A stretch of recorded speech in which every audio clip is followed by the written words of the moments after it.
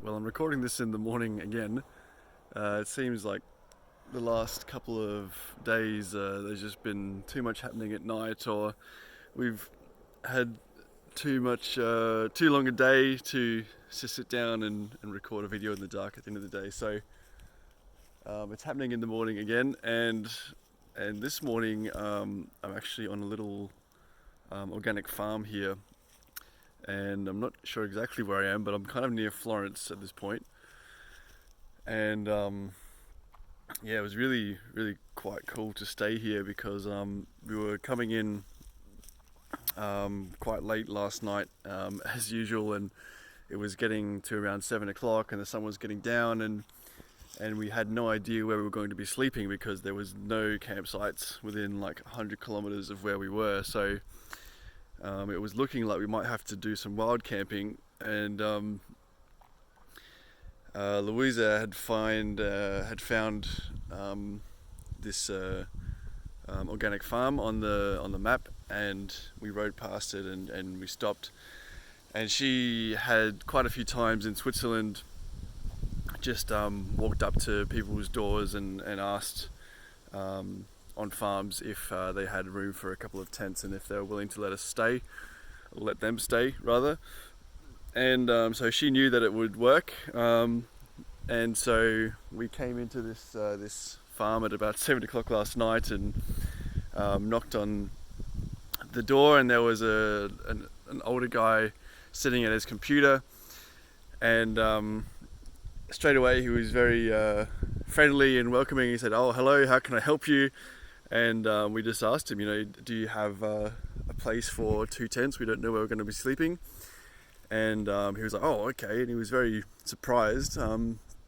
But straight away he was like, "Oh yeah, you can come around here, and there's lots of space here. You can go here if you want a bit more privacy, or you can go up here, and there's a bathroom and there's a shower." So he was super friendly, and we ended up camping here last night, and we actually even bought a bottle of wine off him,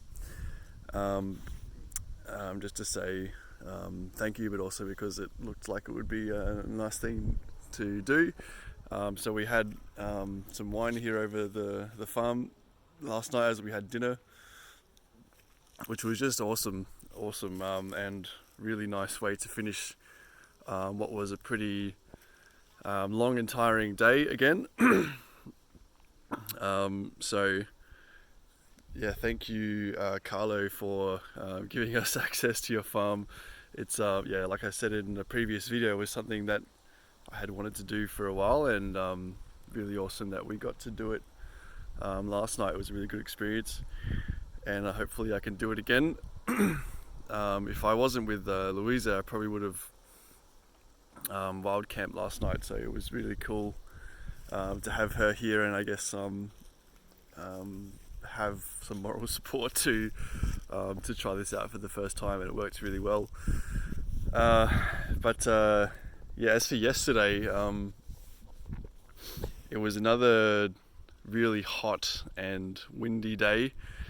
Spent most of the day kind of battling headwinds in like 32 or 33 degrees of heat, not much shade, so had some issues like getting enough water, really.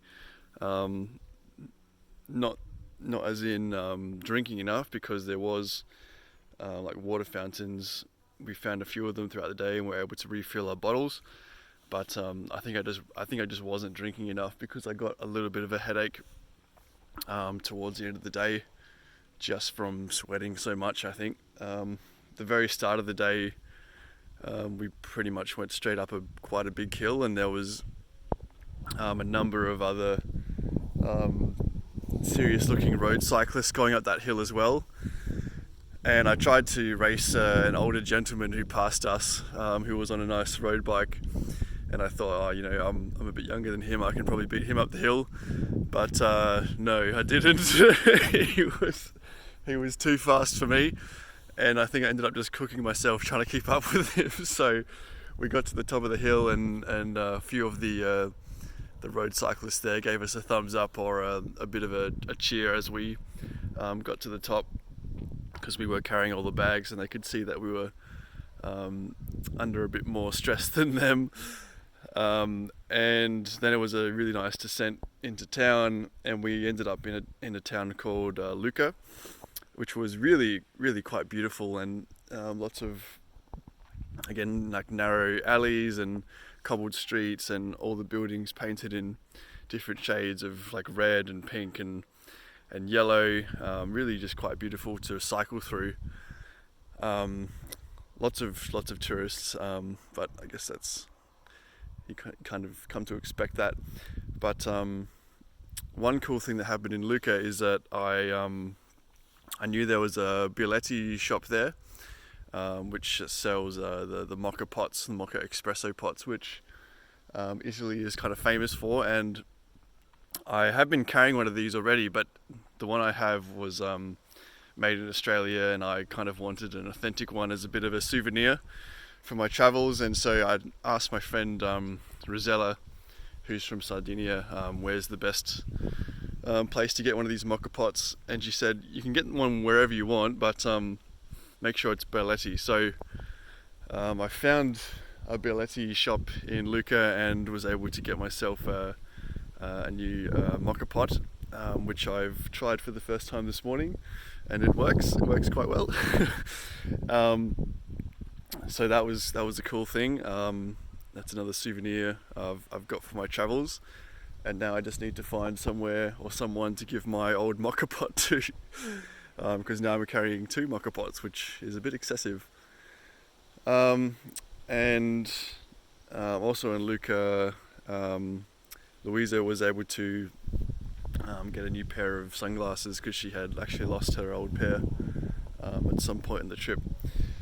So yeah, we had a short stop in Lucca, had an espresso and a bit of lunch, and then we pushed on again, and then yeah, it was another couple of hours of really scorching heat and wind, battling as I mentioned. And then there was a little bit of respite from that, because we headed into a bit of a forest, and there was a bit more like single track forest battling on gravel and rocky roads, which was really fun. Actually, I really enjoyed it, and I just wished I didn't have any bags on my bike, so I could have gone a bit faster, but that was awesome.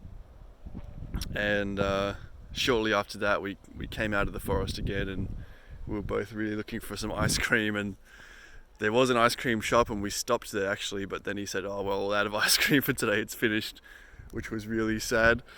So we kept going again, and eventually towards the end of the day, there was a really big hill that we knew was coming, but it was a bit bigger than we expected.